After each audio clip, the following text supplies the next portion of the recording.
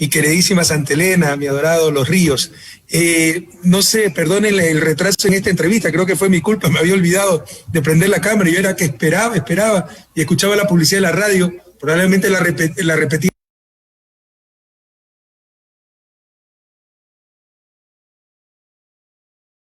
una y otra vez esperando a que yo me conectara. Estaba conectado, pero me había olvidado de prender la cámara. Disculpen, por favor. No se preocupe, economista. Soñar con un país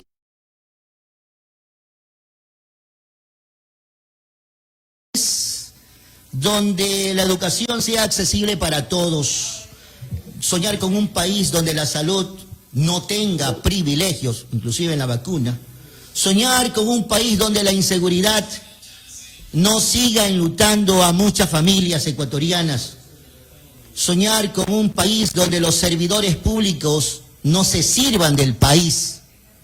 ¿Es esto posible, economista Correa, a puertas de una elección presidencial? Ya era imposible, hacer los sueños realidad es más difícil, pero los empezamos a hacer realidad del 2007 al 2017. Lastimosamente este desgobierno, el peor gobierno de la historia, o sea, un tipo absolutamente incapaz, sin valores y con la de la prensa.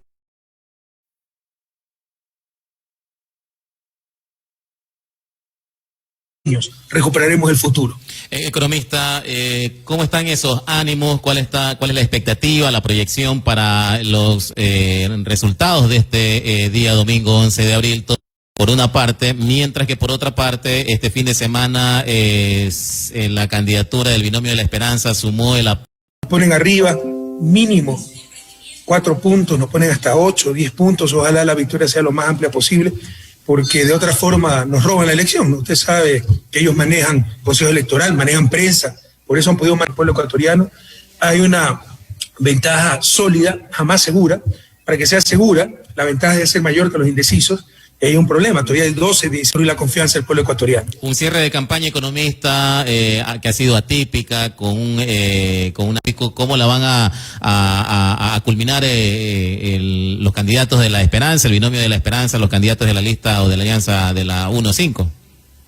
Bueno, la campaña probablemente con poco número de personas, respetando las restricciones del estado de excepción, que ojalá sea bien intencionado y no para limitar las actividades políticas, porque usted sabe que nuestro adversario no puede ni caminar ni moverse, esas cosas, esa restricción le favorecen a él, perjudican a un joven lleno de vitalidad como Andrés.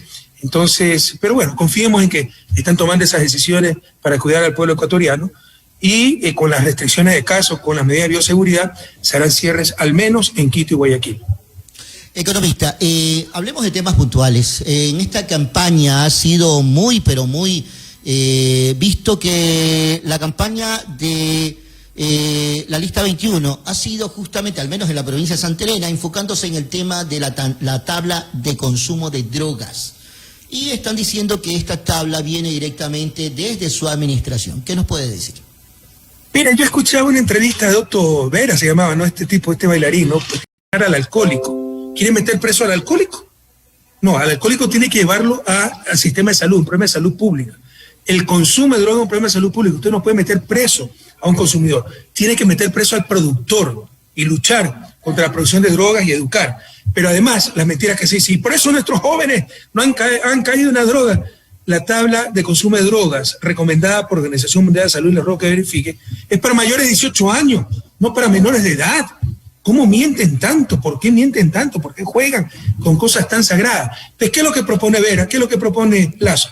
Que la próxima vez que un chico, Dios no quiera, su hijo, un pariente nuestro de 18, 19 años, esté consumiendo droga, en lugar de mandarlo al médico, lo mandemos preso. Eso es lo que buscan, repletar las cárceles de consumidores que tienen un problema de adicción, pero además de consumidores pobres, porque le aseguro que el drogadicto ricachón nunca va a ir a la cárcel. Eso es lo que queremos.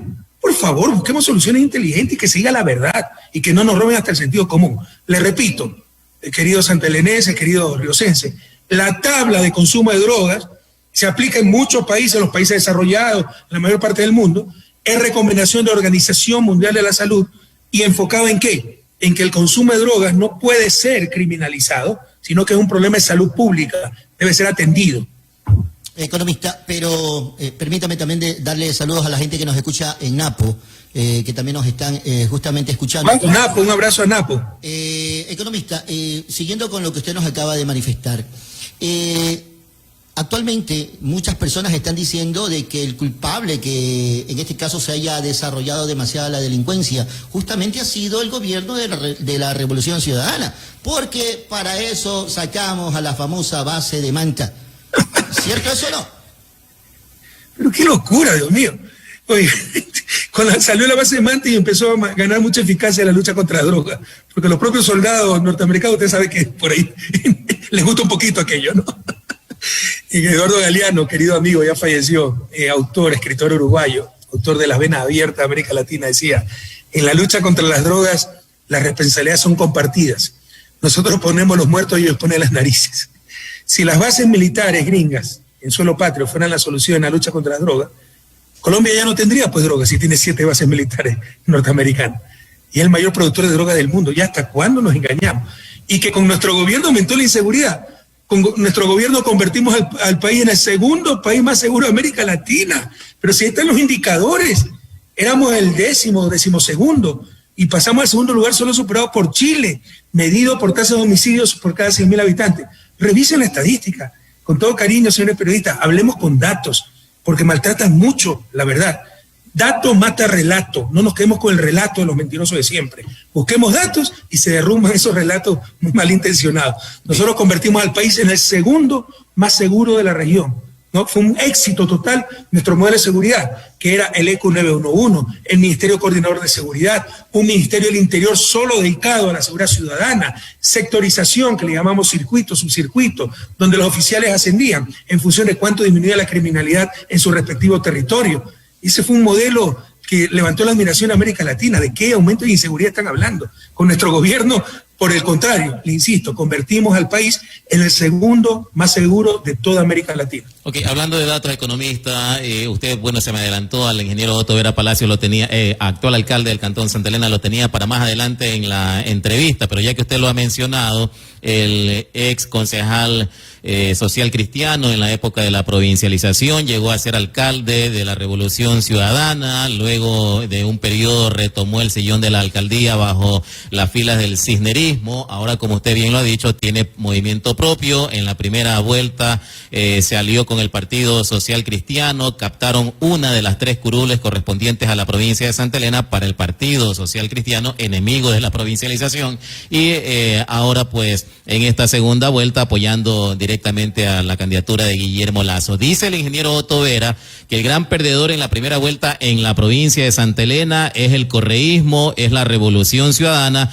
toda vez que antes ganaban con un 55% y ahora solamente con el 42% en esta primera vuelta, y que antes obtenían 2 de las 3 curules, ahora solamente se ha obtenido una sola curul. ¿Qué decirle al respecto al ingeniero Otto Vera o a los habitantes de la provincia de Santa Elena? Ya, te le vamos a dar el título de analista en ciencia política. Si no tenemos ni partido, pues, por Dios, nos robaron Alianza País. Ganamos el 2019 las locales con Progreso Social Lista 5, eliminaron Lista 5. In extremis nos abrió las puertas con Progreso Centro Democrático Listas 1. Hemos participado con partido prestado, que la gente no conocía que era nuestro número. No me permitieron ser candidato ni a la presidencia ni a la vicepresidencia. Me sacaron perdón, es que me ríe, que no puedo creer de dónde viene esta gente, o sea, cómo puede ser tan simplista, tan mentiroso. Pero me impidieron ser candidato a la vicepresidencia y me sacaron una sentencia en 17 días por influjo psíquico, acuérdense, que maneja una organización criminal por influjo psíquico, me impidieron ser candidato hasta para asambleísta. Y pese a todo eso, prohibieron los spots con mi imagen, con mi voz, con el jingle que diga Correa presente. Y pese a eso le ganamos la primera vuelta. Y pese a eso sacamos 50 asambleístas. Pero bueno, pues allá el señor Otto Vera que vaya a dar clase de análisis político a su coideario, qué sé yo, pero créame que ¿cómo puede haber un nivel de político tan bajo, tan pequeñito? No es increíble. Yo creo que Santa Elena merece mejores dirigentes. Claro. Bueno, aparte de eso también hay otro alcalde que en cambio sí ha demostrado y ha hecho público su apoyo, su respaldo, el alcalde del Cantón Salinas, Daniel Cisneros, desde la primera vuelta, ahora en esta segunda vuelta no ha sido la excepción. También su apoyo al binomio de la Esperanza, a los candidatos Andrés Arauz y Carlos Rabascal, incluso por allí cuando han tenido la oportunidad de venir a la provincia de Santa Elena, lo hemos visto en reuniones, lo hemos visto en imágenes, en fotografías. Entonces, así como hay líderes que están apoyando la candidatura de don Guillermo Lasso, también hay líderes de la provincia de Santa Elena que están respaldando la candidatura del binomio de la Esperanza. Pero lo importante es por qué se apoya. Primero, mi agradecimiento al señor alcalde Salinas, a Marco Chango, ex alcalde de La Libertad. Pero ¿por qué se apoya? Por un proyecto país, no por mentira, no por defender espacios de poder, no por defender intereses de grupo, en este caso la banca, que pasa buenos billetes para obtener apoyo. No excluyan esa posibilidad, que el entusiasmo en apoyar a Lasso sea por buen billete que pasó por ahí. Y que se defienda la verdad. Si tienen la razón, ¿por qué tienen que mentir? Que por la tabla de consumo de drogas nuestros jóvenes, adolescentes se drogan. La tabla de consumo de drogas es para los mayores de edad. Es para no criminalizar el consumo, que es un problema de salud pública. Y es recomendada por la Organización Mundial de la Salud. Entonces, si tienen la razón, ¿por qué tienen que mentir? Entonces, gracias a esos dirigentes peninsulares que nos apoyan en función de la verdad, en función de un proyecto país, en función de propuestas. No en función, cuando se apoya en función de mentiras o para defender intereses grupales como el interés de la banca. Economista, a 4 días del cierre de campaña, una de las primeras banderas que tiene justamente el señor Arauz es los $1.000 que le estaría dando a ecuatorianos para poderse reactivar luego de la pandemia. ¿De dónde sacarán ese dinero? Tenemos dinero ocioso en Suiza. La dichosa reserva del Banco Central es una de las ventajas de la dolarización. Esa reserva no respalda una moneda nacional. Son depósitos del sector público, plata del sector público, todos los ecuatorianos, que duermen el sueño de los justos en Suiza, en Basilea. Es un absurdo. La tienen ahí solo para garantizar el pago de la deuda externa. Entonces eso es lo que está en juego el 11 de abril. Tener miles de millones en Suiza para garantizar pago de deuda externa, que la tienen los banqueros, dicho sea de paso, es para garantizar la rentabilidad del capital financiero, o traer esa plata al país, dejando una medida, una reserva razonable, pero no son 6.000, 8.000 millones, sin tocar la reserva de los bancos, que serán 2.000 millones, eso por ley no se puede tocar, pero el resto es plata del propio sector público, 4.000, 5.000 millones, que duerme el sueldo de los gustos en Suiza, cuando el país se nos cae en pedazos. Traer esa plata, trabajar para la reactivación. Mira, el dilema es muy fácil, es como un padre de familia, que el vecino le prestó $10.000, sus hijos se mueren de hambre, la maquinita que tenía para su fotocopiadora se le dañó, que era con lo que él le daba de comer a sus hijos todos los días. Y en lugar de darle comida a sus hijos para que no se les mueran, reparar la máquina para empezar a fotocopiar de nuevo y mantener su familia, guarda los $10.000 bajo el colchón para poder tener plata para pagar la deuda. O sea, es una estupidez, ¿verdad? Alguien dice, no, pues eso es ridículo. Eso es lo que está haciendo el país. Eso es lo que estamos haciendo ecuatorianos. Prestamos al Fondo Monetario para mandarlo a Suiza, tener ese inmovilizar ese dinero para garantizar el pago de la deuda externa. En lugar de ponerlo a trabajar en el país, en lugar de hacer obras en Santa Elena, pagarle las rentas a los gobiernos autónomos descentralizados para que puedan invertir, reactivar la economía, generar empleo, en lugar de pagar los salarios, en lugar de pagarle a los maestros, en lugar de pagarle a los médicos, lo que estamos haciendo es tener esa plata del pueblo ecuatoriano, no de los ciudadanos, no es privada, es pública, es del gobierno, del Estado, esa plata inmovilizada en Suiza. Es una estupidez sin nombre. Economista, ha sido o es una campaña sucia de esas que no se había visto en bastante tiempo. Y sin ánimo de ofender, mire que se lo digo anticipadamente, pero quisiera repetir las frases que están repitiendo, y sé que usted ha dicho que tenemos que referirnos a datos, a encuestas, pero tal vez está confundiendo a la ciudadanía, tal vez está utilizando este tipo de campaña sucia, diciendo que no votar por Arauz o votar por Arauz es votar por un condenado por la justicia ecuatoriana. Con estos términos, ¿cuál es su opinión? ¿Usted se siente en este caso que le debe a la justicia ecuatoriana o no? Debe a la justicia ecuatoriana. Los que van a deberle a la justicia ecuatoriana son ellos, porque creen que están preocupadísimos. Si yo fuera prófugo, ¿usted cree que estaría en México en estos momentos? Estoy en México, que me recibe con los brazos abiertos. Me pone hasta conductor la Cancillería mexicana. ¿Usted cree que Bélica no me hubiera extraditado? Porque nadie le hace caso a la ridiculez de la justicia ecuatoriana. son la burla a nivel mundial. México, después de décadas, vuelve a dar refugio político. Argentina lo mismo. Tienen condena a la CIDH. Interpol no le hace el mínimo caso. Bélgica no le hace el más mínimo caso. Entonces, ¿qué? ¿Bélgica, Interpol, México, Argentina, CIDH son correístas? ¿O significa que todo el mundo reconoce que es una persecución política? Pronto los prófugos, verdaderos prófugos, serán otros. Ya. Economista, bueno, ya tratando ese tema de su situación actual legal, usted mismo ha dicho la sentencia que se la sacaron en 17 días. En caso de ganar Andrés Arauz, ¿retornaría Rafael Correa al país? ¿Podría volver al Ecuador el economista Rafael Correa Delgado? Porque la victoria electoral no resuelve los problemas jurídicos, de una justicia totalmente tomada. Ustedes saben que destituyeron 70% de la Corte Nacional y lo reemplazaron a dedo. Eso es inaudito a nivel interamericano. La jurisprudencia interamericana es lo que más rechaza, es como poner tribunales especiales, como los nazis. 70% de la Corte Nacional destituyeron. Y el 30% que dejaron, entre ellos la inefable jueza Camacho, que es la jueza Moro de Brasil, la correspondiente, la analogía de la jueza Camacho de Ecuador, dejaron solo a los odiadores, a los correístas, para perseguirlos. De pronto eso se les derrumbará. Entonces yo tengo la confianza que cuando cambie la situación política, jueces honestos, que sí los hay, sin esa presión política hagan lo que tienen que hacer, porque esto pasará a la historia, pero será una de las anécdotas más ridículas de la historia ecuatoriana y latinoamericana. Un expresidente sentenciado, como no tienen pruebas contra él, por influjo psíquico. Pero por Dios, esto va a causar risa a la futura generación. Hablando de la situación política del país que se viene en la Asamblea Nacional, sin lugar a dudas, obviamente, el bloque mayoritario será el bloque de la Alianza UNES, sin que obviamente tengan mayoría. El segundo movimiento en la Asamblea Nacional, el movimiento Pachacuti, que ya ha reaccionado ante el apoyo del dirigente Vargas, ante el apoyo a la candidatura de Andrés Arauz. ¿Cómo ve la situación toda vez que Pachacuti también pretende, aspira presidir la nueva Asamblea Nacional, dignidad que también la aspira su hermana doña Pirina Correa? Eso no es tan correcto. Nosotros no estamos por nombre, pero obviamente nos corresponde la presidencia. Pero no nos engañemos, todo dependerá del resultado del 11 de abril, el domingo. Si ganamos la elección, hay altísimas probabilidades de tener mayoría en asamblea. Si perdemos la elección, no tenemos ninguna posibilidad de tener mayoría en la Asamblea y la presidencia de la Asamblea. Pero aquí otra reflexión. Ustedes saben que cambiaron el método de asignación de escaños por hacerle daño a Correa, para hacerle daño a la Revolución Ciudadana, le hicieron un daño enorme al país. Antes teníamos el método de Home, que es el que utiliza toda América Latina. Si tenía 2 escaños, para tener los 2, le tenía que ganar 2-1 al que le seguía. Es decir, si usted sacaba 60% de los votos y el otro sacaba 29%, usted se llevaba los 2 escaños con los 60% de los votos. Algo razonable. Ahora no. Ahora tiene que ganar 3-1, ¿ya? El que le sigue puede sacar 21% de los votos, usted tener 60% de los votos, ¿no? Usted tener 70% de los votos, el que le sigue tener solo el 25% de los votos, ¿no? Y se lleva 1 y 1.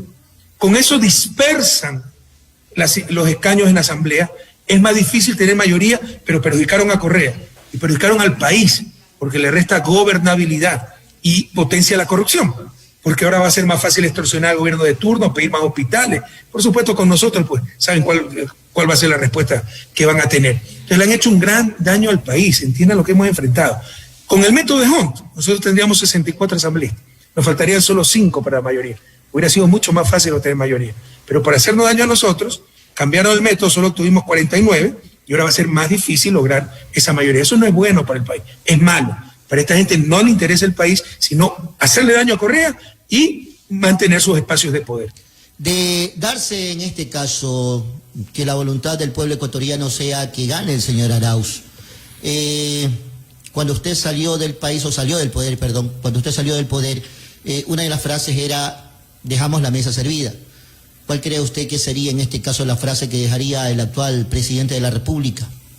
Dejamos el país en ruinas, eso sería lo correcto. El próximo gobierno no va a recibir un país, va a recibir ruinas, pero es tan descarado este tipo que declaró hace poco que dejaba la casa en orden. Sí, seguramente la casa que tiene en Ginebra o en Miami, ¿no? Fruto de la corrupción. Porque, ¿quién puede decir algo así en la situación que se vive en el país? O sea, es ya un descaro, ya es sarcástico, ya es indolencia, ya es burlarse de lo que ha hecho con el pueblo ecuatoriano, de lo que ha hecho con el país. Economista, ¿cree usted que hemos llevado bien el tema de la pandemia? No, pues somos de los peores países del mundo. Ecuador es con Perú el país que más muertos por habitante tiene en el planeta.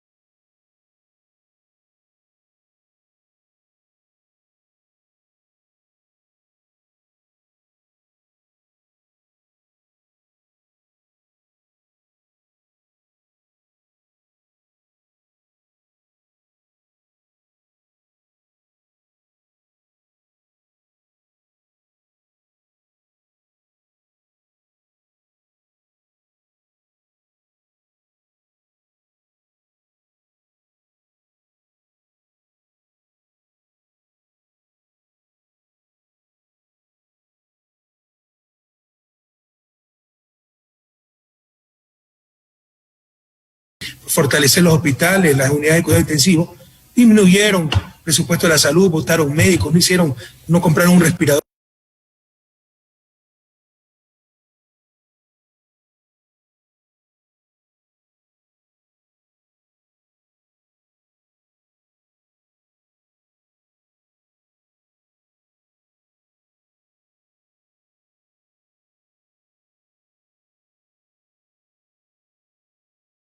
Mi familia, el capitán del barco, el último a abandonar el barco y se hunde con el barco, en caso de ser necesario. Aquí fueron los primeros en vacunarse. Son recursos públicos. Ahí hay negligencia criminal, hay delitos y deberán responder ante la justicia. Bueno, la situación de luego de la pandemia o que todavía estamos viviendo la pandemia, economista, que nos trae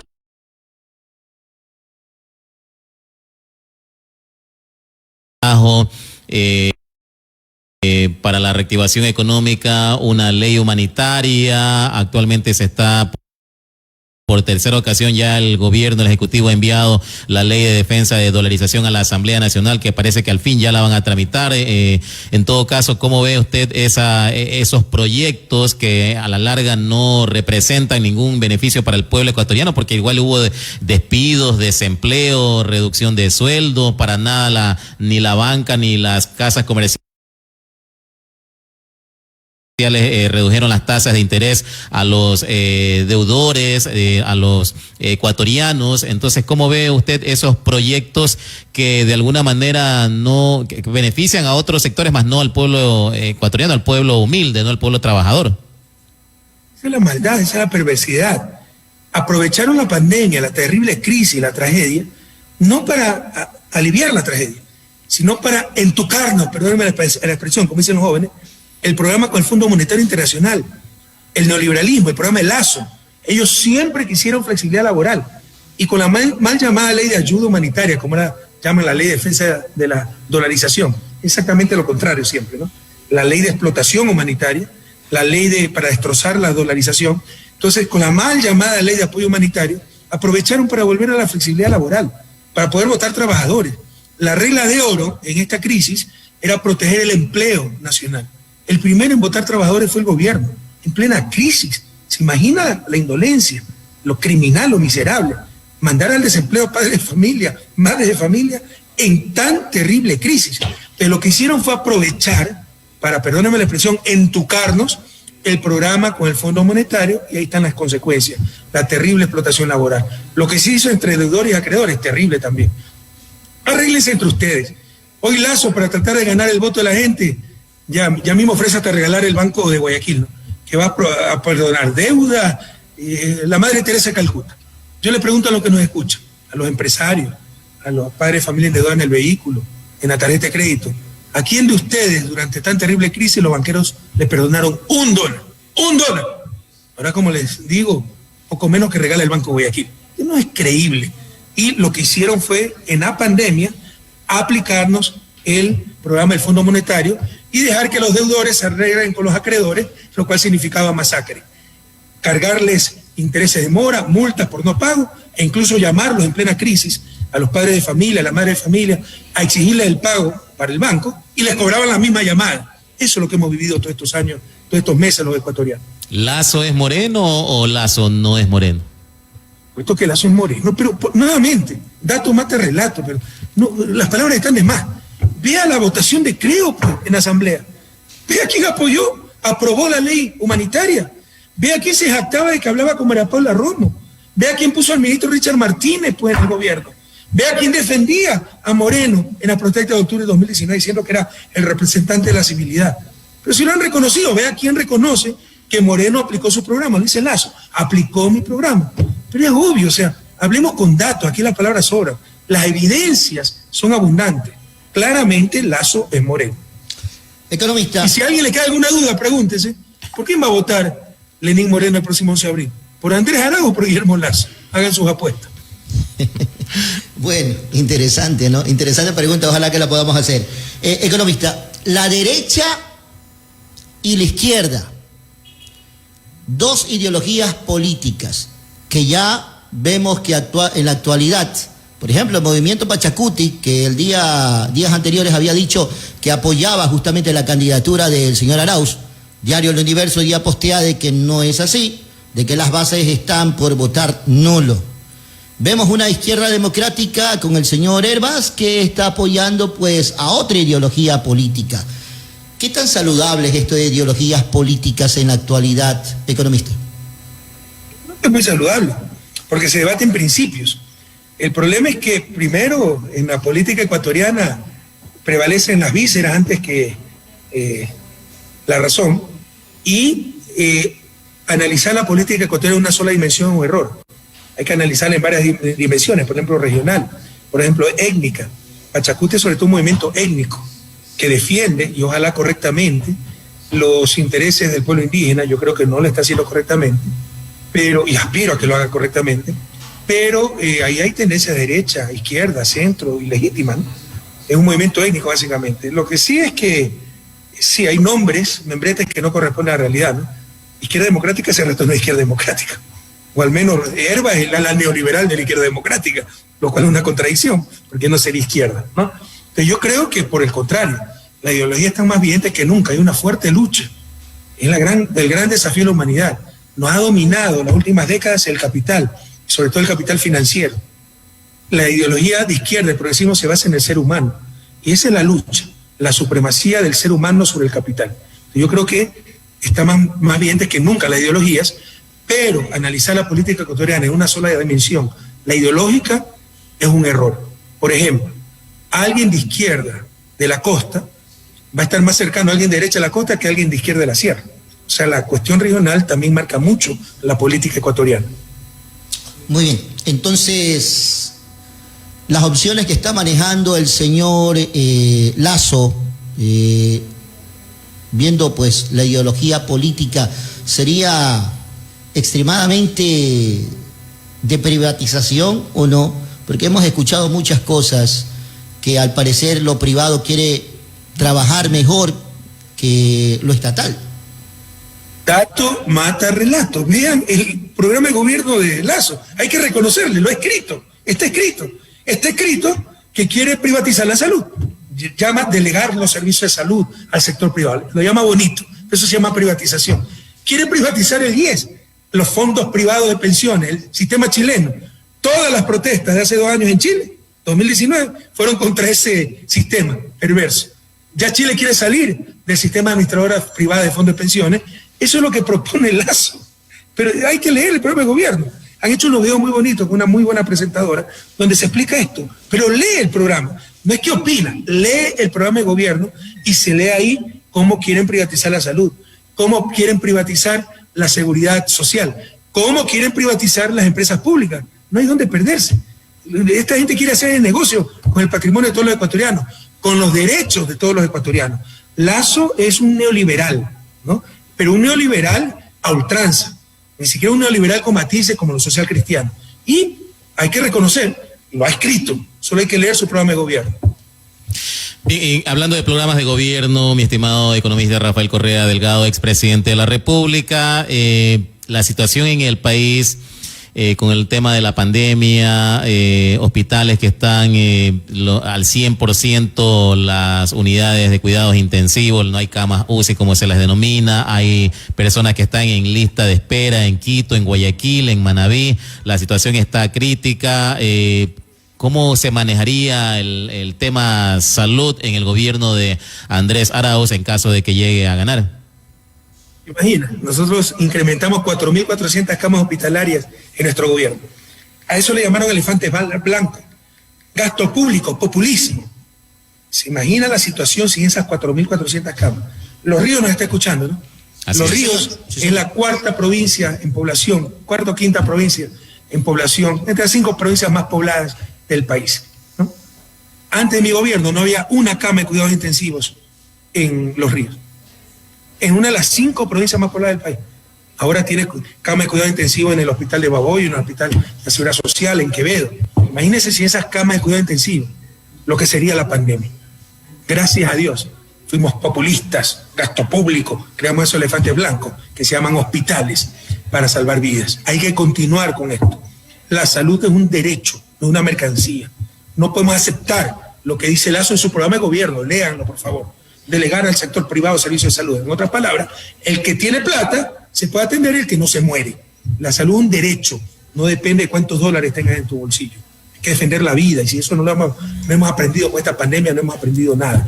Hay que continuar, avanzamos mucho, 4.400 camas, pero todavía estábamos por debajo del promedio que sugiere la Organización Mundial de la Salud, que son 2 camas por cada 1.000 habitantes. Además, que no es solo hacer pues los hospitales, las máquinas, sino poner el personal médico, poner medicina, poner insumos, y todo eso ha dejado de hacer este gobierno. Habrá que recuperar, rescatar el buen sistema de salud que ya teníamos, que era bastante bueno para la región. En zona de frontera venían a atenderse los colombianos, los peruanos en nuestros hospitales, ¿no? Pero obviamente también hay que seguir mejorando, porque todavía estábamos por debajo de lo recomendado por la Organización Mundial de la Salud. Pero para refrescar nuevamente la memoria, imaginen por un instante si no estuvieran los hospitales de Quevedo, de Baboyo, los nuevos hospitales del Seguro Social, ese hospital tan lindo en la península, el Panchana, Liborio Panchana creo que es, ¿no? Sí, señor. El centro de salud Venus de Valdivia, todos los centros de salud repartidos por la península, por el país. Imagínense si no tuviéramos esa infraestructura, todo lo que invertimos en salud, la tragedia aún mayor que estaría viviendo el país con esta pandemia. Sí, bueno, aparte de salud, de educación, también otro de los cuestionamientos del gobierno de la Revolución Ciudadana cuando estuvo el economista Rafael Correa Delgado, este sistema del CENESID, el sistema para poder ingresar a las universidades a estudiar una de las carreras en las universidades públicas del país por parte de los jóvenes bachilleres, ¿no? Hay quienes, bueno, el candidato de la derecha ofrece eliminar el CENESID, el candidato del Binomio de la Esperanza al parecer no comparte ese criterio de eliminar el CENESID. Hace poco hubo una reforma a la Ley Orgánica de Educación Superior, ¿no? Entonces, ¿cómo se manejaría el tema de educación? Solo la ignorancia puede pedir eliminar el CENESID. Además es que si queremos seguir las mejores prácticas mundiales, vea, pues el Ministerio de Educación Superior en Francia, por ejemplo, los países con mejores universidades, tienen un organismo que coordine el gobierno con las universidades, porque las universidades son autónomas, pero eso no significa que son repúblicas independientes. Debe estar en función del plan de desarrollo y las necesidades del país, ¿no? Además que en nuestro caso, las universidades son financiadas por el Estado. No es el caso, por ejemplo, de Estados Unidos, donde hay muchas universidades privadas que se autofinancian, son sin fines de lucro, como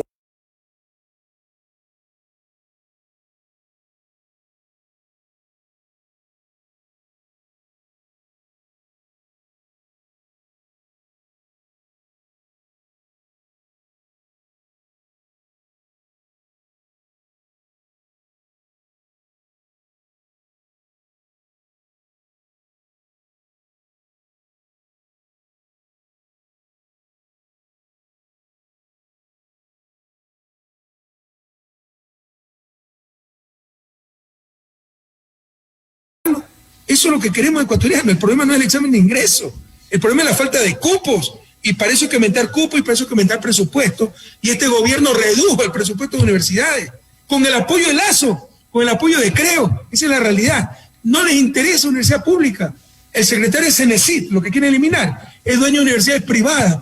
Mientras más apoya a la universidad pública, más se le daña el negocio familiar. Ellos quieren potenciar universidades privadas, no se engañen. Es que antes se había libre ingreso. Para empezar, recuerden, por favor, la memoria es muy frágil. Antes la universidad pública era pagada. ¿De qué libre ingreso me hablo? Podía venir el pobre más brillante, podía venir el peninsular más brillante, podía venir el afro más brillante, el montuyo más brillante, el indígena más brillante. Si no tenía plata no entraba a la universidad. ¿De qué libre ingreso me están hablando? Engañan a los jóvenes. El problema es la falta de cupos. Si hay 200 jóvenes, escúchenme, pila, que son pilas. Esto es irrefutable. Si hay 200 cupos y 500 aplicantes, con el examen de ingreso obtendrán los 200 cupos, las 200 mejores notas. Sin el examen de ingreso, seguirá habiendo 200 cupos para 500 aplicantes, solo que ahora se distribuirán en función del pana del decano, en función de la corrupción, quién llegó de madrugada primero a la fila, quién vende favores hasta sexuales, porque hasta eso había, cuando había que obtener cupos, aunque no lo crean, era una corruptela generalizada. Se va a repartir igual que la vacuna, es eso lo que queremos. Ya no se dejen engañar por tipos que lo que saben es contar billetes, pero de universidad son absolutos ignorantes. En otras palabras y en términos populares, a dedo, así de sencillo. Digo, por supuesto, si el problema es la falta de cupos, no el examen de ingreso. Se elimina el examen de ingreso, los cupos se repartirán como se repartieron las vacunas, no lo olviden. Economista, por respeto a las estaciones radiales que nos estaban escuchando o que nos están escuchando a nivel nacional, provincia de Napo, RBT Satelital y provincia de Los Ríos 91.3, perdón, 91.5, ¿no? En la provincia de Los Ríos, yo me voy a equivocar, me van a retar por acá. 91.5 provincia de Los Ríos, Napo 101.3, en la provincia de Santa Elena, Radio Genial 106.9, Radio Récord 105.3 y Radio Ser 94.5.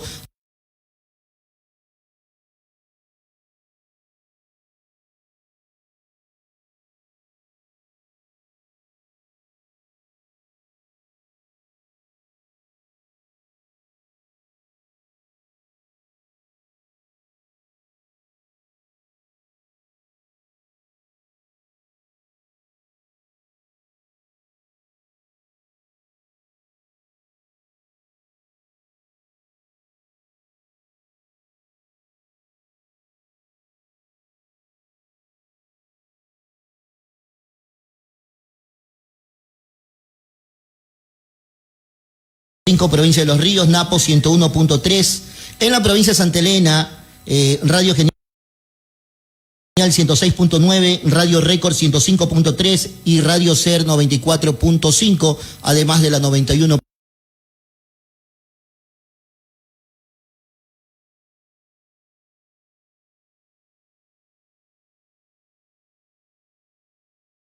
Acá, 91.5 provincia de Los Ríos, Napo 101.3, en la provincia de Santa Elena, Radio Genial 106.9, Radio Récord 105.3 y Radio Ser 94.5, además de la 91.7 Antena Península.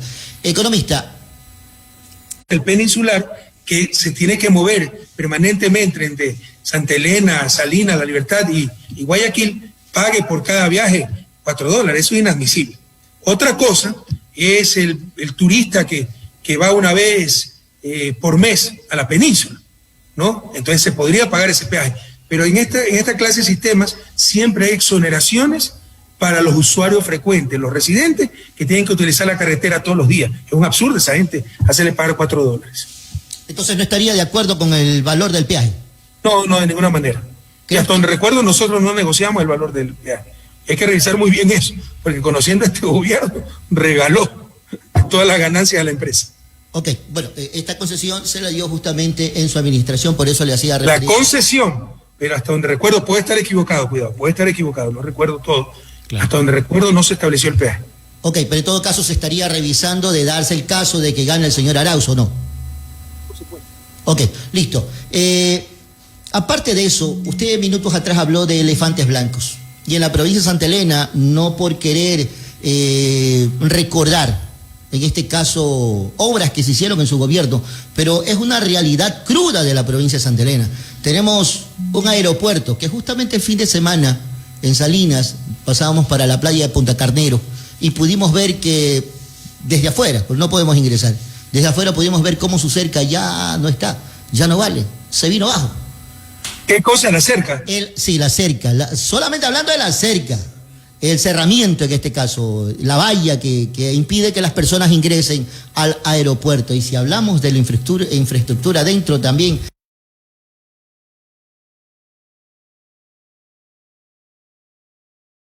que en su tiempo se inauguró para la provincia de Santa Elena y se hablaba de un polo de desarrollo para esta provincia. Y en la actualidad, pues, sí es un elefante blanco. Yo estoy de acuerdo con usted. Entonces cerrémoslo, que no tenga aeropuerto en la península, ¿qué le parece? Por si acaso, lo más caro de esa rehabilitación fue el muro de contención porque el mar se estaba comiendo la pista. Ese aeropuerto también sirve como alterno, en caso de emergencia, al aeropuerto de Guayaquil. Imagínense si haya alguna catástrofe en Guayaquil, un terremoto que parta la pista. Los aviones de rescate, ¿dónde llegarían? Llegarían a Taura, base aérea cercana, o a Salinas, ¿no? Pero además, ¿a quién le están reclamando? Con todo respeto. Claro. Si el desarrollo productivo de la provincia, leamos la Constitución de la República, artículo 263, le corresponde al Consejo Provincial. Entonces ya el gobierno, como dice el refrán, ningún comedido sale con la bendición de Dios,